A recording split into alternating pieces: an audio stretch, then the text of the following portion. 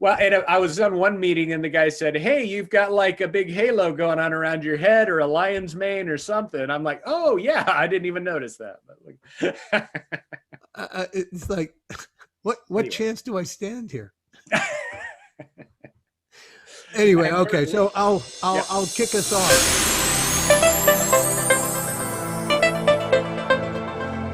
Hello, everybody, and welcome to episode 38 of the Faitheism Project podcast.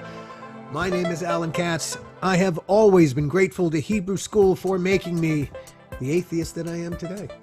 And I am Randy Lovejoy, and I am a pastor without a church, founder and CEO of randylovejoy.com.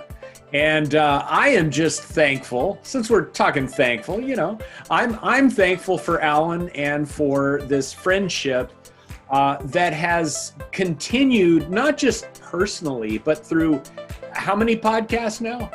What are we up to? 30, number 38. This is number 38, and we've still got stuff to talk about. So, it's not one of those relationships where, we've just gotten older, and so now we just kind of sit out on the balcony in our rocking chair and just tell stories we've already told before. We've still got a lot of stuff to cover here, and I love that. Which is exactly what we're going to be talking about today. We're taking stock. Yes. Which is an important part of moving ahead in life. You every now and then you've got to stop where you are and take stock of how you got here. And to me, the bad, the ugly. Yeah, I mean, I think just given where we are in history right now, this isn't a bad time to take stock. If you are still around and have made it through this past year and a half, number one, congratulations, because this was not easy. And number two, it's a good time to take some stock. Like what happened over the past year or two, and what worked, what didn't, what'd you learn? What are you going to take with you into the future? So I'm excited to have this conversation just in terms of the podcast and our relationship and what's happened for that period of time. Because I remember pre-pandemic when we met at that coffee shop and we started sketching out what we were going to do in person, of course, because we had no clue that a pandemic was around the corner. But we had great ideas. We had some good forward movement. And the whole nature of what we wanted to do, and before the podcast, we hadn't even thought of podcasting. It just wasn't in our vocabulary. Right. So it wasn't one of the choices that we would have reached for. We saw it in terms of workshops. It would have to be an in-person event where we showed up and physical hopefully presence. We get enough people. I mean, that was, yeah. The pandemic, ironically, where this is concerned, actually corrected our vision and made us reconsider how to share what it is that we wanted to share with everybody. That actually not being able to do it in person was the better way to do it. Well, at the very least, to propagate it, to get it, to reach the widest possible audience. Yeah, it was definitely one of those when life gives you lemons, make daiquiris. Yeah, that's right. And I, the reason we want to get this out to as many of you as possible is because, we have really been blessed, if I can use that word. We've really been blessed by this relationship. Yeah. Because it's a relationship. How was it you put it just before? It was a relationship that, at least on paper, shouldn't really happen. Yeah. I mean, that's the thing that I go back to time and again. If you look at Randy and I on paper, a Presbyterian pastor of long standing and an atheist from the womb, who writes really rather religiously on the subject of religion. And, you know, you would think these two people, give them about 30 seconds together, never mind cats and dogs. This is the Hatfields and the McCoys That's right. That's on steroids. So the Hatfields and the McCoys with roid rage. And yet, the strange thing is, it works. And again, it has to do with a willingness to listen.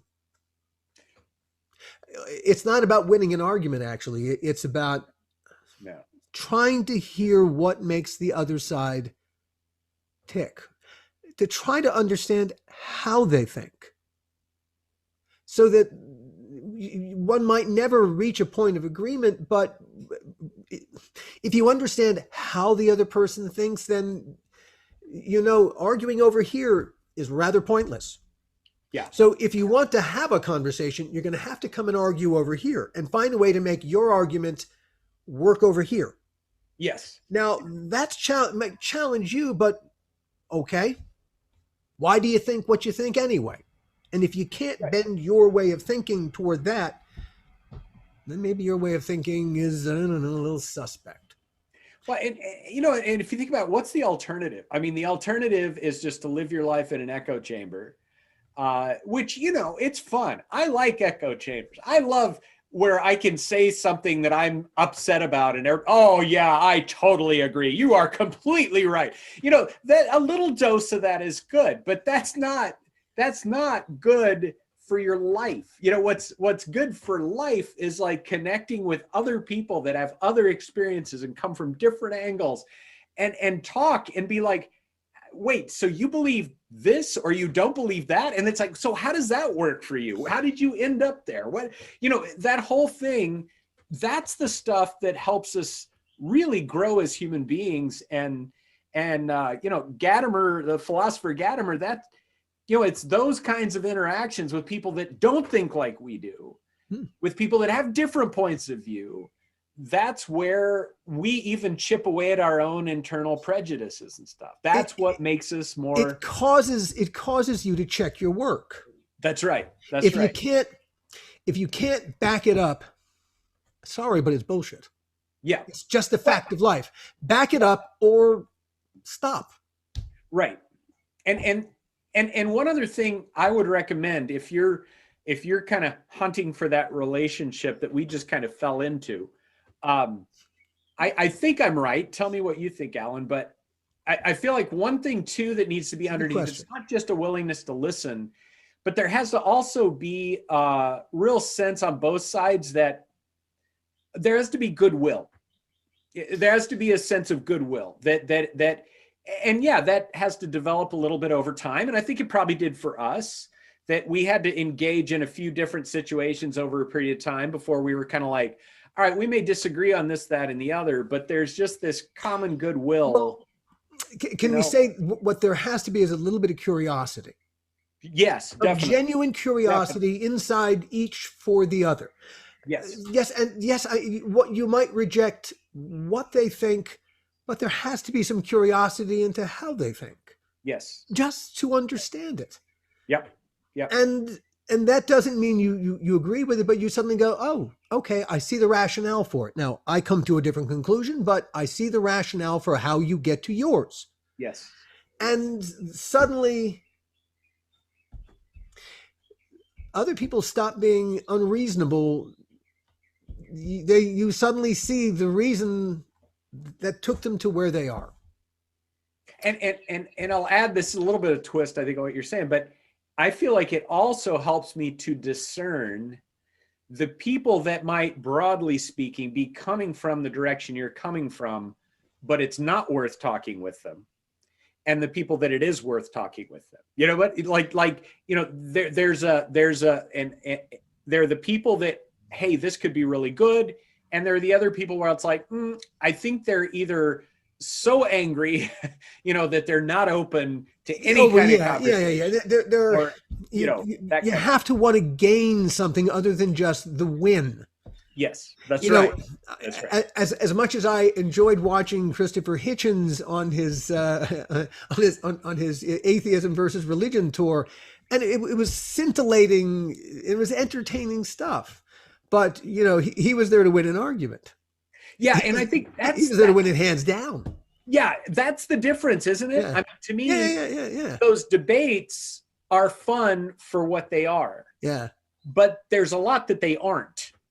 And I think that's one of the things that distinguishes what we do, is, we have debates. We've certainly had some heated moments. That would kind of be a fun little, YouTube or Facebook little compilation, would be just the most passionate moments of the Faitheism project or something. But we have that. Oh my gosh, yes. Yeah. But it's about more than that. It's about something beyond that. There's a reason for what we do that's more than just debating or just trying to win an argument. Looking back as an entree to taking stock, I remember the first time that we bumped into an argument while we were podcasting, and it took us on a little bit of a detour because we weren't expecting to get so passionate where we. That's right. Yeah, it got heated, and that was it was the first time we experienced it. But rather than stopping, we continued going, and eventually we found our way out, which was the point. That's right. We didn't know it at the time because we were, we're learning as we go. And I think that was like the third or the fourth podcast where suddenly it got emotional. Yes. But it was the fact that we did a podcast after that. That is the point. That's the point of what we're doing here. That is completely and utterly the point. And suddenly we learned something ourselves. There is absolutely a learning curve every single day of your life. This is not, you suddenly hit the plateau and then you're going to sit and savor the view for the rest of your time. No. This is a mountain you have to climb every day. That's right. Because the difference doesn't go away. Mm-hmm. But the need to relate to each other civilly does not go away either. No, and it builds and develops somehow. It's like the soil of the relationship is not agreement. It's something actually more profound, that's right. I think. To the point, and where it is a desire to really ask higher questions about which neither of us really knows the answer. Mm-hmm, mm-hmm, mm-hmm. And so no one can really claim true expertise. Not really. We can claim a point of view, but Absolutely. we can't claim that, we've locked it up. And, no. Ultimately, right. It's the thing that checks our work. Yeah. And that's the thing, I guess, there have been multiple things surprising to me, but one of them is just that as we've done this, the relationship has developed to the point of, like you mentioned last time when we met at the beach, it was just, I was so happy to see you. And it was like, that's really cool because I'll be happy to see some other people post-pandemic, but the relationship wasn't really nurtured or didn't really grow during that time. But because we've been doing this, it was like, oh, actually the relationship's developed quite a bit, even though we haven't seen each other physically in like how long, and yet, wow, hey, it's so great to see Alan, and hey, here's some of my friends, and I don't know, it's really good. These conversations have caused an opening up of all kinds of additional information. Yes. That we learn about each other really by you telling your stories about your time in Ile de los Tigres, mm-hmm. and me talking about, making the Bordello of Blood, we're revealing tremendous amounts of information off to the side. Yeah. That one can bask in the glow of just the residual information. Yep. What one learns if one's willing to hear it all, to listen to it all, and to take it all in. But again, this too is human beings, as we talked about in our last podcast, which we're just about to post, and in the podcast previous, human beings are storytellers. Yep. We love hearing stories. We love telling stories. It's part of how we figure it all out. Yeah. We put the pieces of information into a chronological order, and that's a story. We sequence how we got here, and yes, into the story of, you know, this, then this, then this, and we connect these dots, and there is the picture of us, and we love hearing about it, and then sometimes it makes us laugh at ourselves, and we especially like that. Mm-hmm. Sometimes it makes us cry because we weep for ourselves. But it's ultimately, you know, the nature of any relationship is the nature of what it is to be a human being. Yep. Because we are social creatures. And our true success or failure really is measured by how we do socially. Yeah. Yeah. And that doesn't mean we have to be, you know, a star. No. It's nothing to do with that whatsoever. It really, it's measured by when we walk out the door at the end, by how much we're loved. Mm-hmm. That will be the true measure of anyone's wealth, in my humble opinion. No, I mean, I'm with you 100%, man. I just say, preach it, Alan, you know, just preach it. Amen, brother. So, you know, it's funny as I look back at some of the things that we've done in the past. First of all, it is so much fun whenever we have a guest. Yes. There's been, we had Walter and Jim McWilliams, which was a terrific conversation. Dave Wortley, yeah. And Dave the other day. Yep. If anybody who is part of our audience has something that they think we should be talking about, please let us know. And better yet, if you'd like to be part of that conversation, we would love for you to be part of that conversation too. That's part of the point of the exercise. Yeah. It's to invite other people into this experience. Either to check our work or to have us check yours. Yeah. And I mean, that was like when we had that get together with Dave.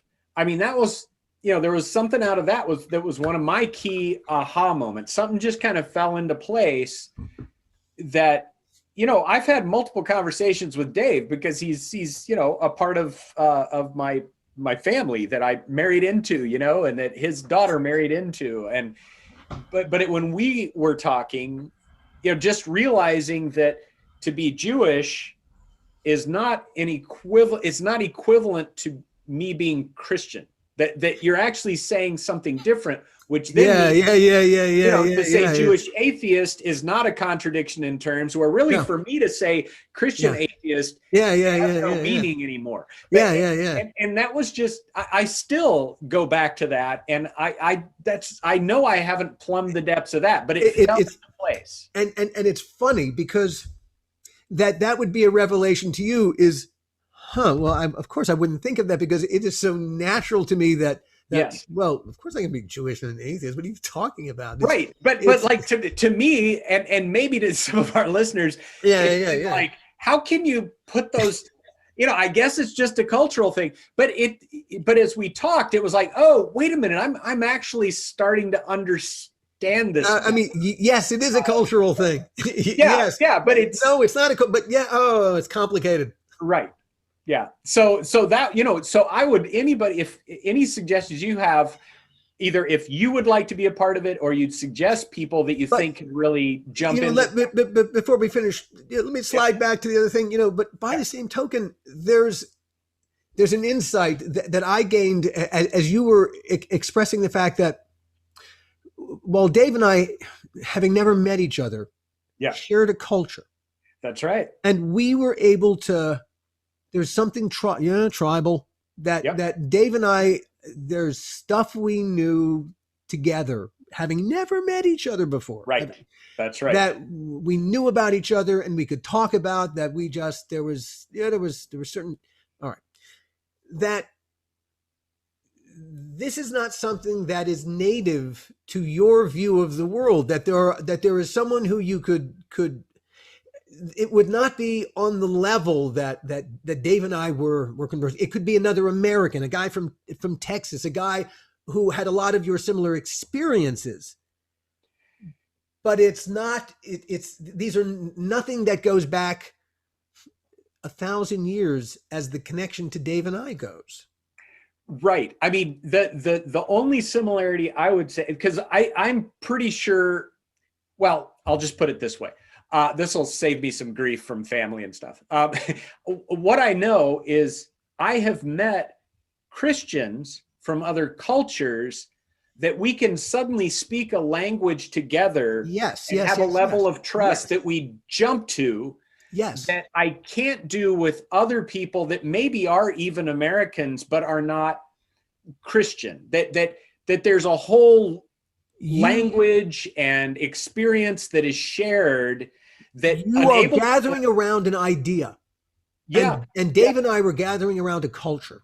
That's right. That's right. And it's a huge difference. And it is. Yeah. And it's well, funny. And the interesting, and that was an interesting thing to learn, that these are two different things. And this is what makes them different. I without getting too controversial here, but don't you think that's, at least in some way, one part of the conversation our culture's having right now? Indeed. Because there are situations where certain demographics get together and hang out and the relationships jump ahead. And then somebody who doesn't fit that demographic comes in, and it's a slower slog to get to that level of relationship, if it's even possible at all. I think there's a dynamic that we're highlighting here that is a key part of the national conversation we're having too, because that's part of what makes it harder to be an American, say, than, I'm just guess, but somebody from France or something. Oh, indeed.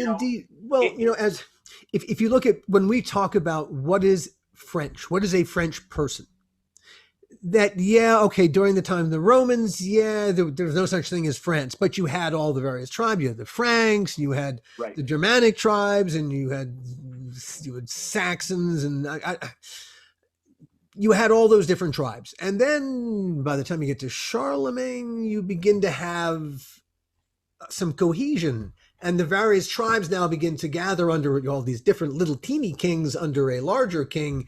And suddenly you get this French, this notion of a place called France, and an identity that is French, or certainly people who are always, or on and off, because they're French, on and off loyalty to a certain king.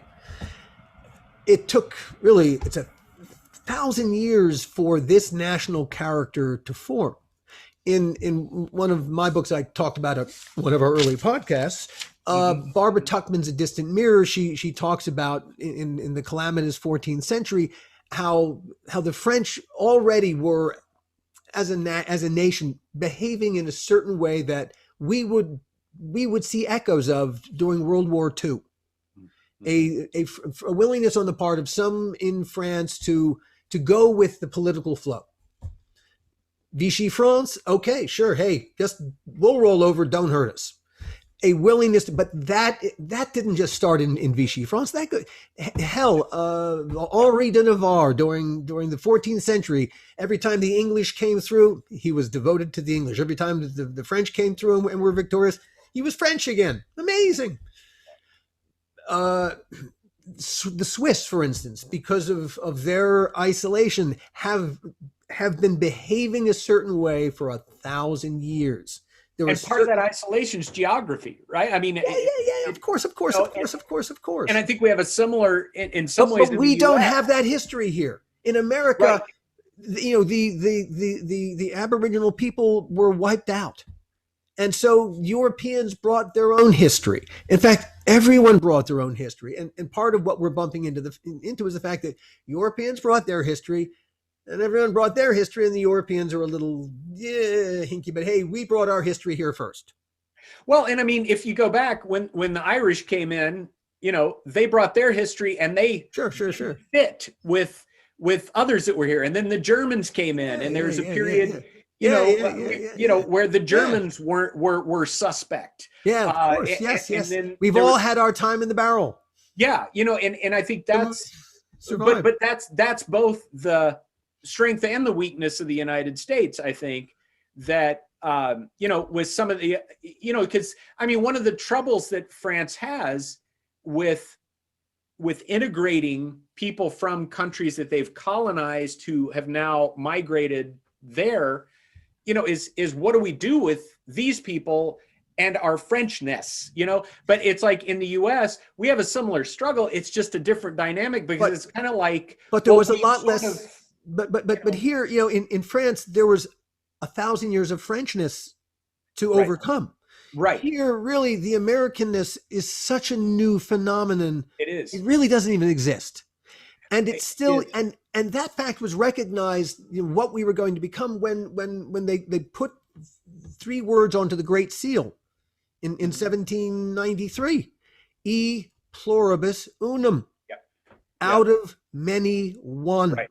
Right. And that is the thing that, yes, there were a lot of English who dominated the early political this of European colonization here. Yeah. But at the same time, a lot of other people were actually coming in and planting themselves and their ideas and their ways of thinking. That has always been the way in this country.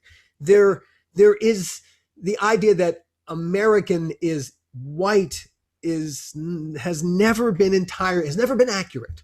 It has always been E pluribus unum. That was the design. And and as we always discovered, the more that E pluribus unum works, really, that's always been to our benefit. When you look at all the amazing ideas that have happened in this country from people who arrived here from other places.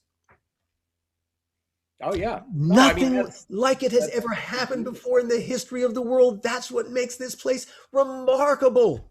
Remarkable. And why would you want to stop that flow of everyone else's aspirations?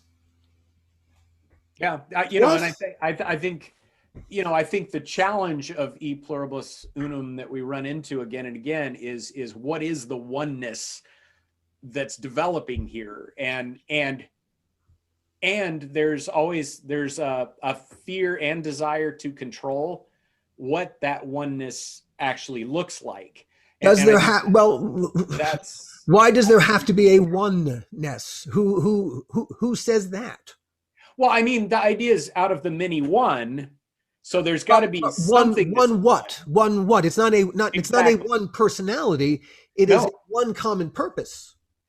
Maybe I'm not sure what the one is. I think that's our challenge: is what is the one nation in the sense that previous nations were France for the French, sure, Portugal for the Portuguese, Spain for the Spanish, American for everyone who wants to be here and is willing to work their butt off for the common good.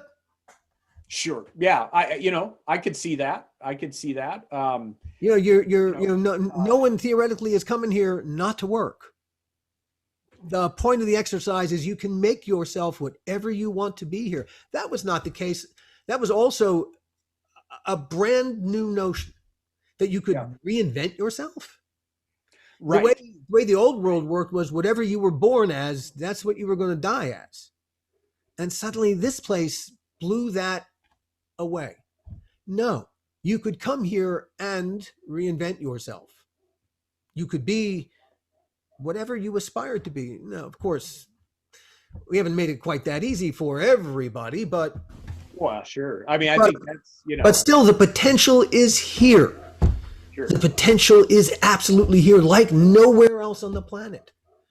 Agreed. And I think that's I think as we continue the very difficult national conversation that we're having, I think that's something that we always need to keep in mind as well. It is that there is something going on here that's amazing, historically speaking. And you can say that without saying whatever it is people are afraid of that people are saying. But, you know, we're not saying like, hey, we're better than everybody else. It's like, no, there's an experiment that continues to this day in this country that is a really worthy experiment, that it's worth continuing to struggle together to figure out how to do this thing. And do people get hurt in this experiment? Unfortunately, yes. But I don't know. I just haven't seen anywhere in the world where people don't get hurt. If we can pull that off here, awesome. It's a worthy goal. But I think at the same time, there are ways to do it. You know, it doesn't have to be a zero-sum game where in order for some to win, some must lose. That we can think out of that box. I to think we can, you know, part of that American experiment is to think out of that box and to say, okay, instead, what if we all bring our contributions, and together we contribute to creating the kind of society that we want to live in, that we're proud to live in. What if we posed it to ourselves as a question?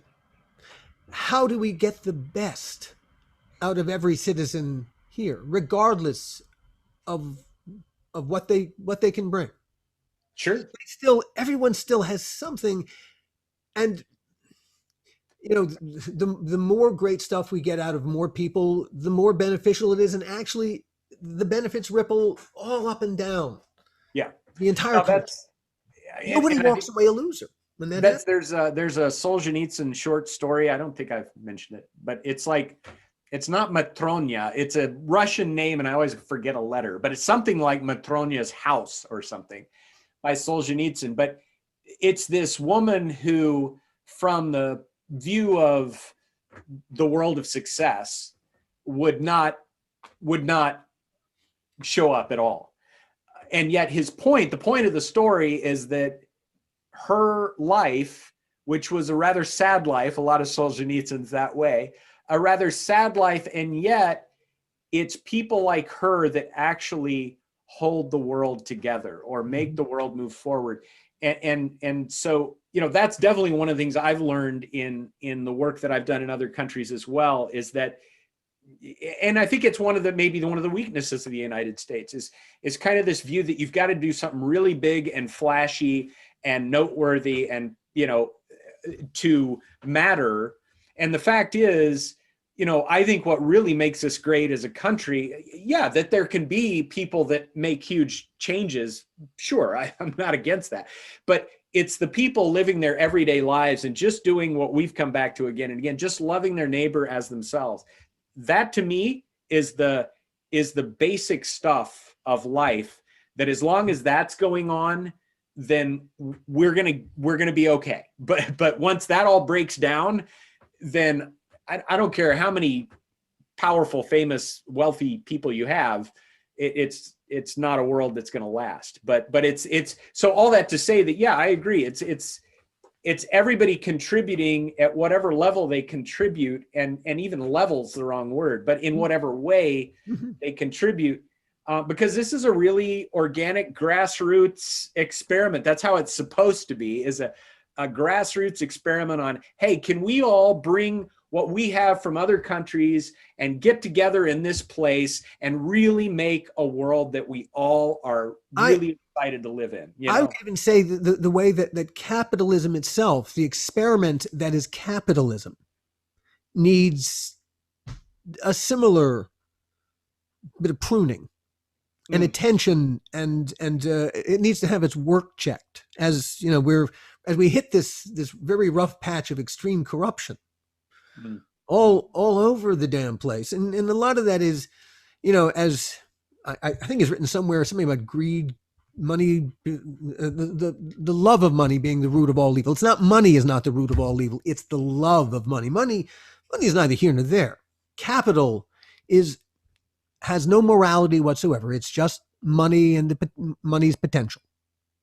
And it can make a huge difference for good as well as absolutely. It's for evil. So it just depends on whose hands. What do you want to do with it? You want to do it for the most good for the most people, or you want to put it all in your pocket? and that's really that's the great struggle in life right there. It's that's really the nature of all politics is what to do with how do we spend the money. And I'd say, from my experience as a pastor, one of the key roles that religion can play in the American experiment is to really help people to develop the kinds of virtues and approach to life that would enable things as powerful as capitalism, or even, let's say, Western science or whatever, that those tools can be used with wise hands, rather than, because, we've seen with both capitalism, science, religion, all sorts of things, if you've got corrupt people running that stuff, it is not pretty what happens. It's the key question. What should be the moral guide? Is it and yeah, okay, one of the possible moral guides is religion, but we know from experience that doesn't always work. That an awful lot of the people that we're talking about are the most corrupt. Hey, the name Jesus falls on comes out of their mouths way too often. I bet if Jesus were to come back and hear them speak his name, he would personally punch them in the nose. Well, and it's funny because if you're, at least right now, and from now, today and in years past, if you're going to try to get, add to your power or your acceptance by people, then you use the name of Jesus. Whereas if you're going to try to do that in some other countries, you'd use a different name, whether it's it's code, Muhammad, or whether it's Buddha or whatever.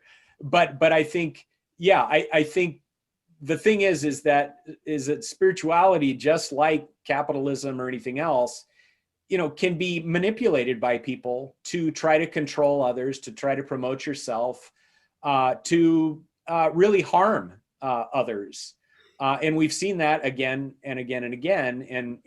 But I think like money, spirituality is very easy to manipulate. One's money is easy to manipulate, and one's spirit is easy to manipulate by those who might not have the best of intentions. Well, and there's I think, I was thinking of this as you were talking, because I think, Alan, where they're basically these people that Jesus is kind of painting this picture of the future, where these people come up and say, Lord, haven't we done great things in your name and miracles and healed people and this and that?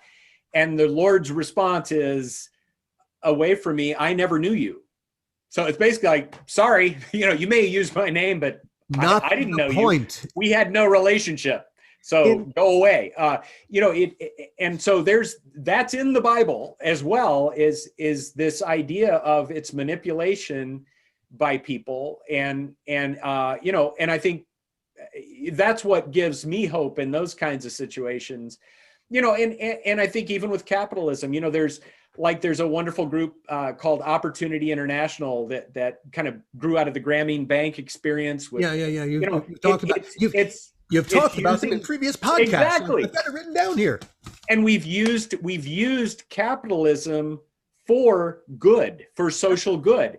But again, it depends on who's doing it and how they're working with that tool. Nothing brought more wealth to more people in a good way than capitalism. Yeah. Capitalism really has gotten rid of more misery. It's caused a lot of misery, but it has brought more good things to more people than anything that preceded it. It's reduced the extreme poverty. I'm talking like the serious poverty, to the lowest levels, as far as we can tell, ever in human history. Mm-hmm. There are still a lot of poor. I'm not saying that, but what I'm saying is the extreme stuff has become much rarer. Yeah, because money unfortunately corrupts. There's the downside, and it's the crony capitalism that undoes an awful lot of the good things that capitalism itself does do. And then it leaves that terrible taste in everyone's mouth, and we think of all the bad things, and we forget really the benefits. Right, and I think that's the thing. I mean, to me, I always want to be critical in the best sense of the word, critical of any tool or anything that we're using, or anything, whether it's an economic system or a political system or a religious system. We need to be critical, use a critical eye, always testing it, always checking it out. I say everything I just said as a socialist.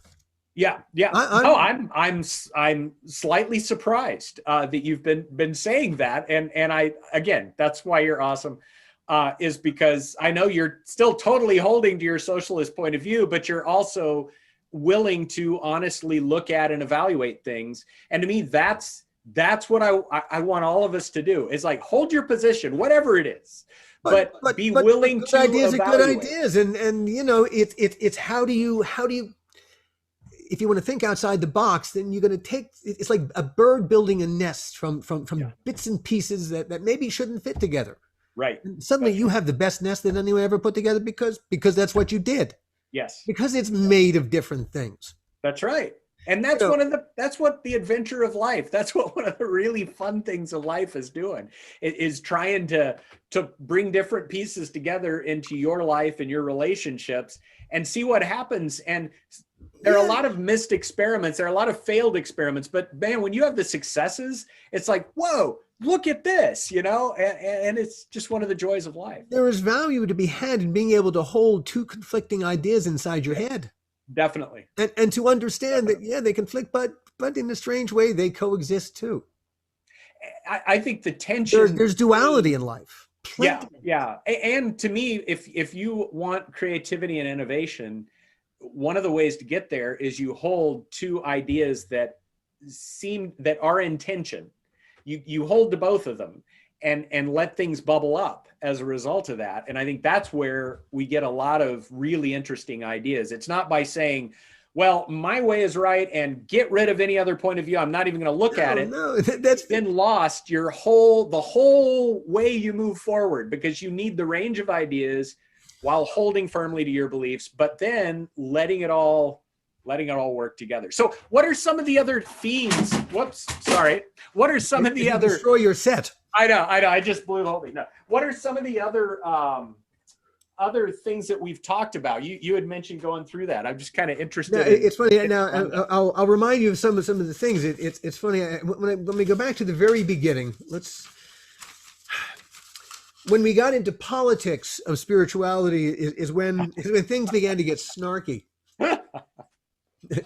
We went to where others would fear to tread. We went where on paper it said there would be a problem, and yeah, there was a problem, and, but there wasn't an insurmountable problem.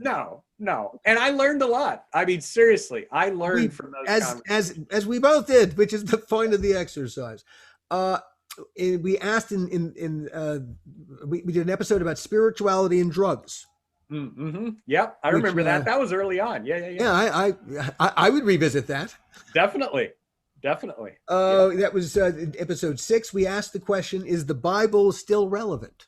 Yes. Which I think that one we should come back to as well. Hey, that's these things are evergreen, dude. That's right. Exactly. It's the strange thing about, as we've talked about, the subject matter that we ended up podcasting about. It's a subject that is timeless. Yes. And one can come back to these really almost the same things repeatedly, because there's so much meat on the bones that even after you've feasted on them once, you can come back and there's still a ton of protein yet to be gnawed from those bones. And a random thought for future, because we're going to talk a little bit about some future ones too, I know.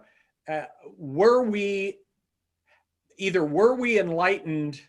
Did the Enlightenment really enlighten us, or something like that? That's a very cool question. Yeah, I would love to. I'd love to visit that sometime. Anyway, sorry, keep going. All right, so we asked the question in episode 9: why is there something instead of nothing?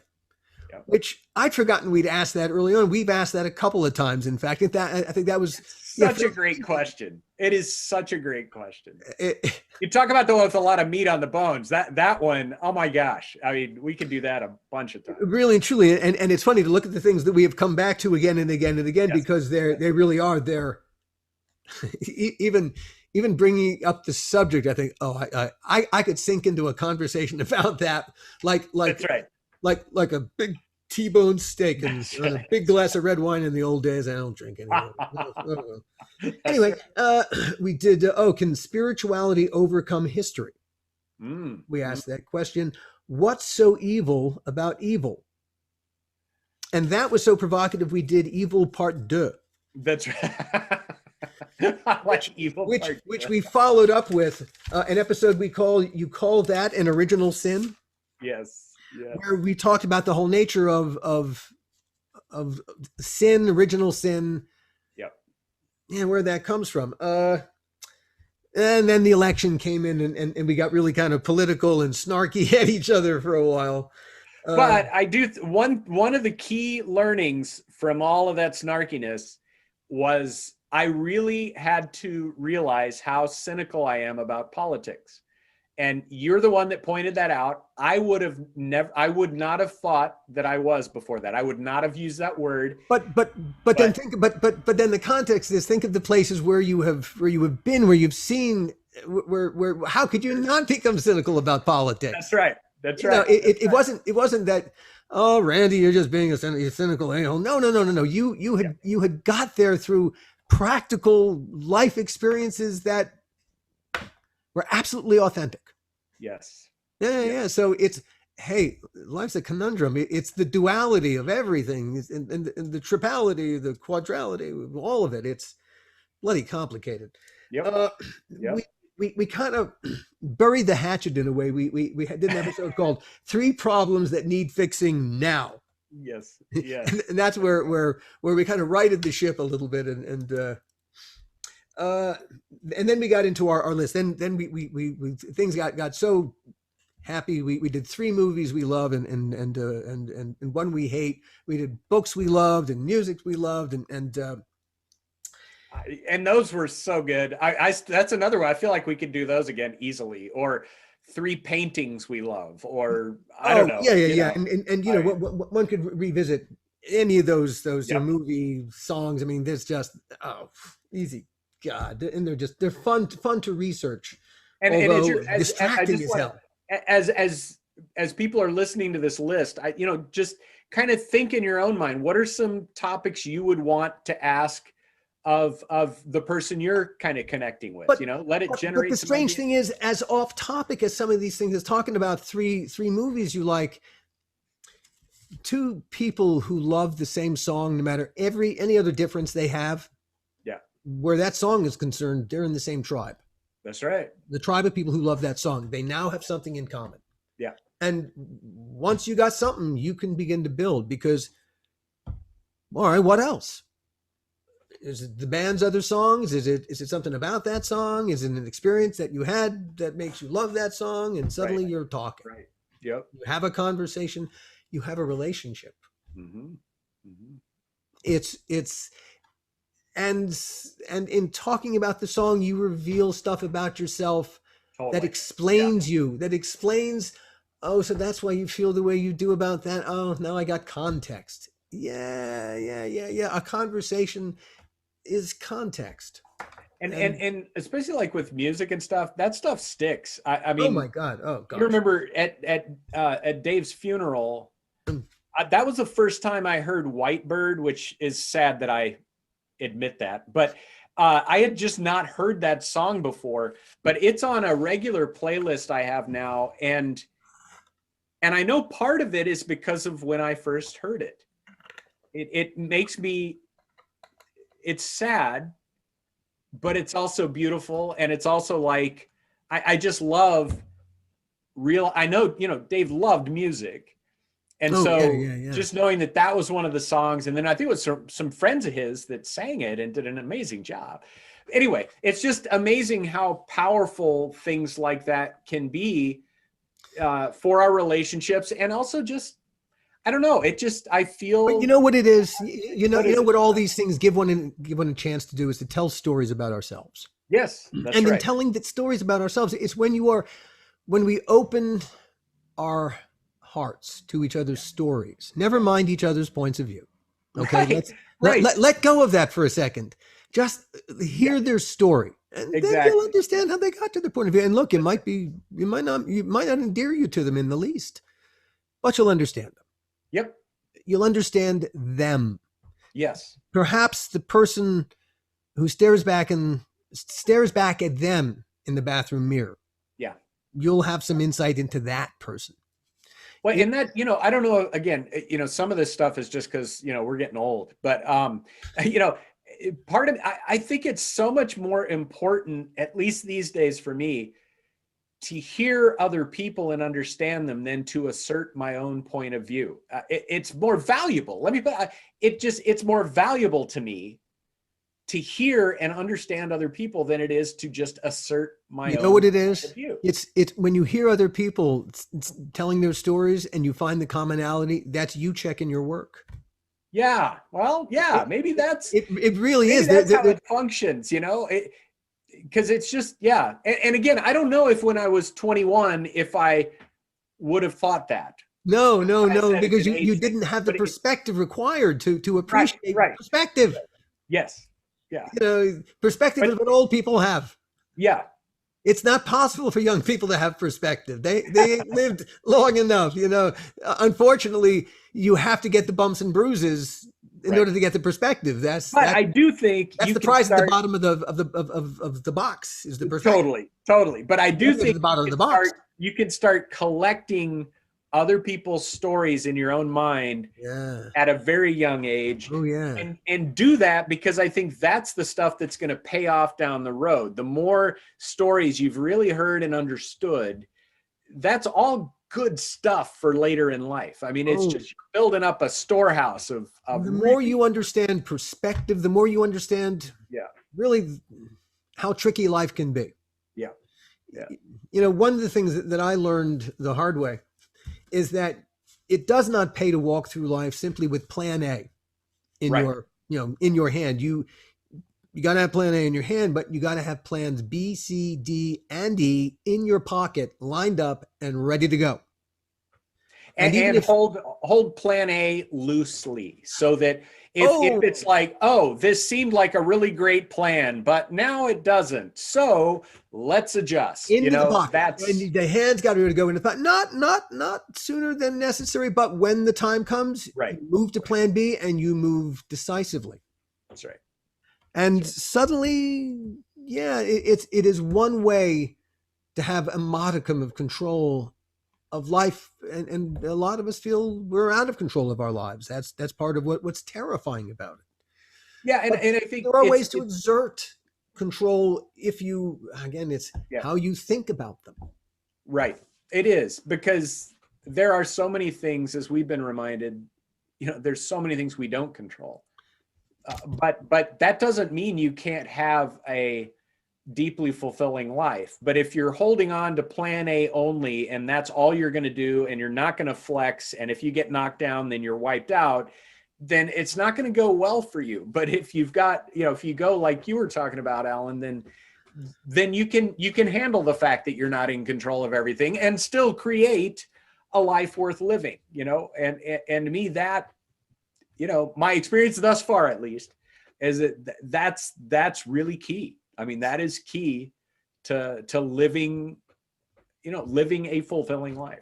So anyway, Speaking so of, I'm with you on this. now, speaking of things that we could have control of, our future. Yes. Among the things that we have talked about, now that we've taken a little bit of stock of where we've been, Sure.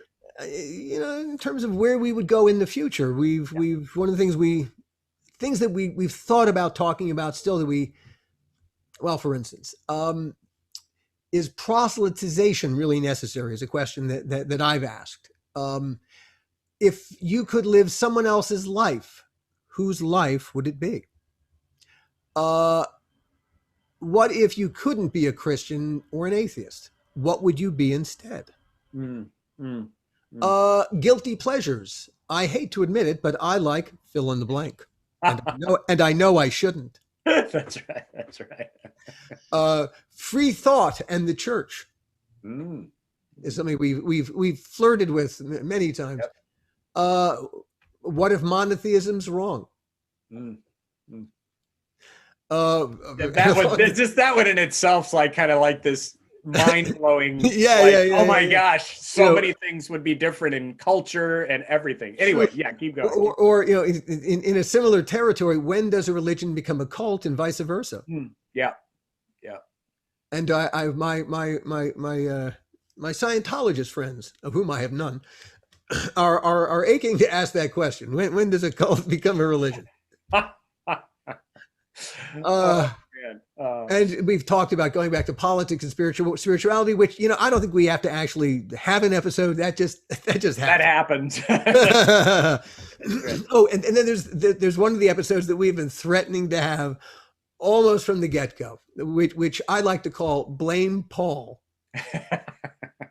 Yes, I think that one will be an interesting one at some point, because that we have such different approaches to Paul or understandings of Paul. So I think it'd be really good, but I almost wonder if we ought to have a third person referee as we talk, because I think I'd make it super interesting. But yes, that definitely, Paul needs to come up in our conversation for sure. We've talked about having something where you and I both interview a Buddhist. Yes. And a couple people of other faiths, but a Buddhist would be especially interesting. I think I know one or two, but I never said this. They're just not interesting enough to have on a podcast. They're lovely people, but you're not interested. Sure. Yeah, and I'll follow Alita. I think I know somebody who might know. We're looking for a good Buddhist. If there's a good Buddhist out there, we'd love to have a conversation about how spirituality from that perspective. Because we should. Let's see. There's what is an evangelical? Oh man, I would love to talk about that one, because that word I'm not using it anymore, but it sure has changed. Why are you not using the word anymore? Because nobody understands what I would mean by it. I mean, it's the definition has so radically changed in the popular mindset that it's not even useful anymore. So anyway, but yeah, we'll have to talk about that sometime. I would love to talk about that one. Let's see. Being a good Samaritan. Yes. How to be a good Samaritan in non-goods in times that seem to hate a good Samaritan. Yep. Although not necessarily so now. And you very much want to talk about the Book of Jonah. Yeah. At some point, I would love to. We had talked about talking about that book today. We're looking for an angle, but there's and I think that might be the angle. Why does Randy want to talk about the Book of Jonah? Maybe that's the whole point of our next podcast. Right. And all that bombshell on the hour mark, just about. Well done. Yeah, and we just wanted to say, again, highlight any ideas you have, or if you want to be part of the conversation, please let us know. We would love to hear what you're coming up with as we continue our conversations, because I don't know, some of the best ideas, I learned this when I was a pastor.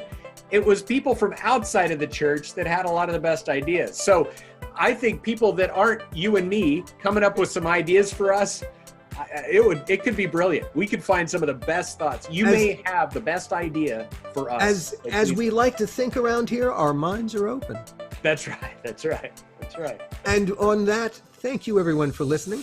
Yes, thank you so much. Or watching. And look forward to future episodes, and can't wait to get back at it here. And maybe we'll talk about Jonah next time. There you go. Jonah and Paul. No, never mind. See you next time, everyone. All right, bye-bye.